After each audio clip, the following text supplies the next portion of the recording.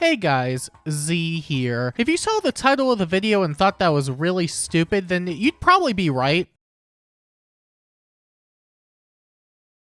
We've had a lot of armor releases over the past several months, and a lot of them have been shaping a good amount of the meta, and we recently got the release of Melia, who isn't exactly that great, but she's far from bad. But it got me thinking about how even some of the worst melee armors can function really well in essentially every single mode. Of course, Melia herself isn't that bad, but it's still nice knowing that even if you aren't among the best of the best, you can still have a really decently long shelf life compared to much of the other units in this game. However, that's only for the melee side of things. While I would consider melee armors, generic or not, to be some of the best unit types in the entire game, I would simultaneously consider ranged armors to be some of the worst, if not the absolute worst in the entire game, even when including the ones with PRFs. Ranged armors suck big time, and the differences between a melee one and a ranged one are pretty staggering. Of course, not helped by the fact that melee armors are printed a lot more often, meaning there's less of a priority to get ranged armors caught up. And the crazy thing is, they were very good early into the introduction of Savior skills because the skill carried so much weight by itself, but even then you had really strong ranged tanks that could use it. Some of the best ranged armors at the time included units like Valentine's Henriette, Valentine's Faye, and Halloween Ilyana because they were min-max with decent weapon access. Generally, the only notable differences really came with armors that had PRFs,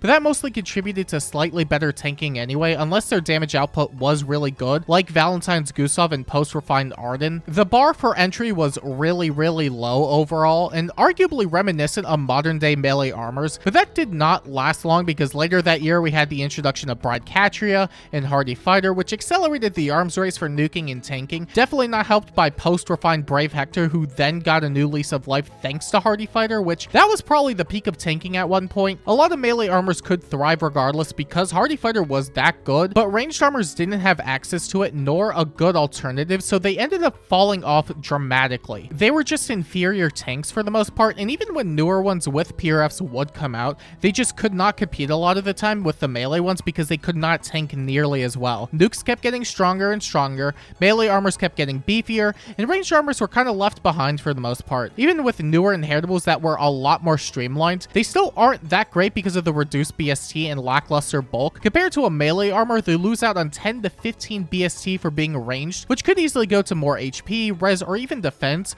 the last one being especially important right now. It also doesn't help that a lot of armor skills scale off defense, which for a lot of the speedy variants doesn't scale that high often. Even some of the ones that aren't that fast just don't really have a good defense stat at times. There is Counter Fighter that scales off 15% of the attack stat at least, but it's also a very easy stat to reduce during combats, and for the ones that are lopsided in their defenses, not being able to cover for both your defense and res means you could easily get checked by so many range units regardless of the amount of damage reduction you would get out of your B slot. Melee armors are able to get around that because Shield Fighter makes them into ridiculously strong tanks. Ice Fiorm is the perfect example of that, even with all the other stuff in her kit that really elevated her at the time. Honestly, you could include Ascended Fiorm when she was at her peak too. Despite having a very offensive stat line, her bulk was really good because Shield Fighter made up for her lower defense stat. You can still get away with a lot just with Shield Fighter alone, even if it's not the primary tanking armor B slot for a lot of armors these days, and we really don't have anything like that for ranged armors. It's to a point where I would argue the best ranged armors right now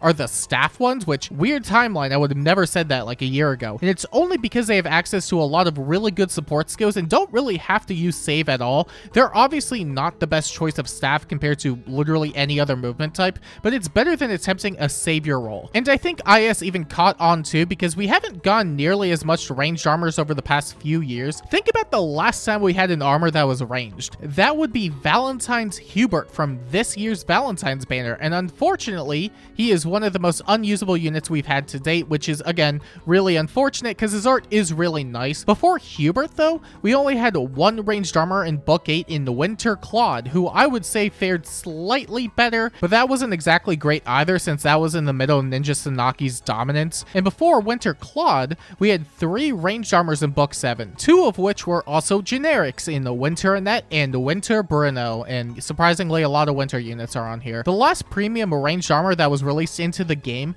was Valentine's Takumi, who relied on pierceable damage reduction and, if I remember correctly, was supposed to check Valentine's Chrom with the triangle advantage based scowl, but I think he failed at that since he had very little defenses to work with. They really slowed down on releasing ranged armors as a whole starting around then, I would say. Compare that to the plethora of melee armors that we've gotten from Book 7 onward.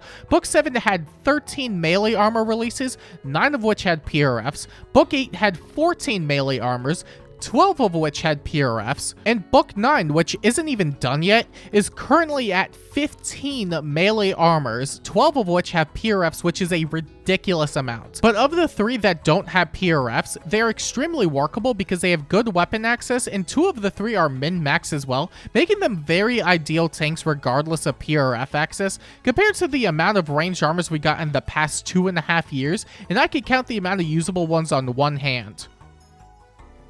Or really anything for that matter, because the number is 0 regardless. You could probably go back another book if you wanted to, and I don't think the number would increase at all, at least as far as newly released ones went, but it also definitely didn't help that a majority of them lacked PRF, so they couldn't even attempt anything. The one exception might have to be during Legendary Male Robin's Prime, where you could triple Unity stack with bows and green tomes, but it was only to 1 defensive stat, which wasn't the greatest. They could hit really hard on retaliation at least. Otherwise, there was one really good ranged armor, and not good to the extent that ranged armors could have been. I mean legitimately strong, even when compared to some of the best melee armors at the time. One of the best ranged armors we had at one point was after Winter Marth got his refine, and because he didn't do the one thing armors were known for doing: tanking. He was a Vantage unit, so as long as he met speed checks, he could reliably work as a far save, and we really haven't had many units like that since. And I'm not saying we need a new Vantage for ranged armors to thrive specifically, although it'd probably help regardless. Maybe having it be based on the most relevant ranged armor stat would work, just like Winter Marth did, but you know, speed preempt exists, but it very much specifically says it doesn't work on Savior, so that probably is never going to happen. And honestly, I don't think that's the right solution either, just making everybody into a worse Winter Marth, or I guess better in some cases, I don't really know. Regardless, I think it would just be better to give them an angle over their melee counterparts who, for the most part, just sit there and tank. We definitely need new inheritables for ranged armors if they want to at least carve out something to themselves, and ideally it's also exclusive to them. That, and hopefully they don't end up just making it a standard tanking inheritable like the ones that we've been getting. It's easy enough to amp up their tanking prowess with newer fighter skills, but that's not something I really want them to do. I want them to be a lot more distinct so they don't end up falling into the same predicament that made them phase out to begin with. They currently compete with melees and are strictly worse in every single aspect. They naturally get less BST in exchange for additional range, but their natural movement doesn't even allow them to fully take advantage of it. I think if they started leaning into inheritables that could, at the very least, give them a legitimate and distinct niche over their melee counterparts, they could be worth using. And maybe one of the best ways to do that would be to use the extra range for either combat or some sort of field manipulation with terrains or something to that extent. Being ranged means they can use the lingering, which you would normally slot in for an actual competent nuke, and armor skills leave a lot to be desired for that, but maybe taking a more offensive approach with ranged armors could be a good way to have them stand out a bit more. In fact, they could give them their own inheritable style that would allow them to swing more consistently, and I don't think it would be that bad since armor nuking skills aren't really that good at the moment, which means they won't end up arbitrarily becoming some of the better nukes in the game. Of course, one of the immediate points of contention with that is that they would have to fight better armors as a result, and they would most definitely lose. I don't think there's a situation where they would live, which is why I'm thinking they could have it disable specials when initiating combat for both units so that there's less risk to initiating, and it's not like they'd be able to defeat a modern armor regardless, but this would make it so you can't really exploit that. I don't think it would be the absolute worst, even if it's just a means of being able to inflict some after combat debuffs or terrain, which they could also include in the skill. I'm not sure how effective it would be overall, but I think it could have potential to help out some other units while providing some modicum of protection. Even if that's still a struggle of its own, that might be a lot more of a priority since they can't initiate if they're defeated before that point. Maybe it would have been fine before we had units with a billion range, but I digress. I do like the idea of trying to make something of their extra range at the very least. Maybe this could be too much, but maybe having the extra range can contribute to the reach of Savior, so maybe instead of having it be standard 2, it would be 3. At that point, they would just trade out some tanking capabilities for further Savior range, which honestly could be a fair trade-off. I expect them to eventually release skills like that since we have 4 space save with Dudu, and, you know, that's definitely its own thing.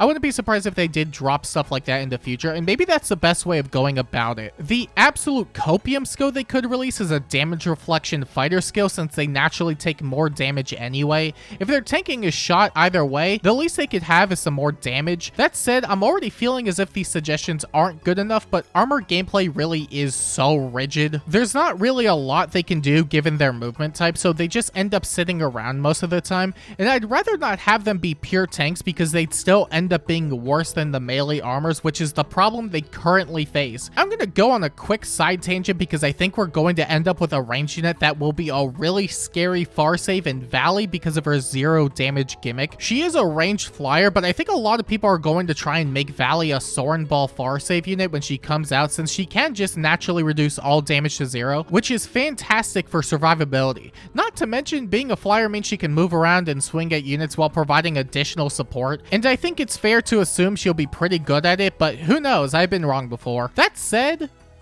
would it be too much of a stretch to make that some sort of once per map inheritable for ranged armors? Part of me feels like it would be too much to pass it around like that, but I think it would also require some drawbacks for it to be not obscenely broken. Valleys by itself is once per turn, so reducing it to a one time per map is already a lot weaker, but I'm not sure if that's enough. It would at the very least give them a one-time shield, which is always useful, and that could lead into some more defensive and offensive plays, and depending on the weapon type, they could then provide additional support on top of that, which would honestly make them really nice alternative saviors. And if none of these suggestions are good enough, which honestly you could argue that's the case, there's a bunch of other stuff they could do, but whether it's good enough is one thing.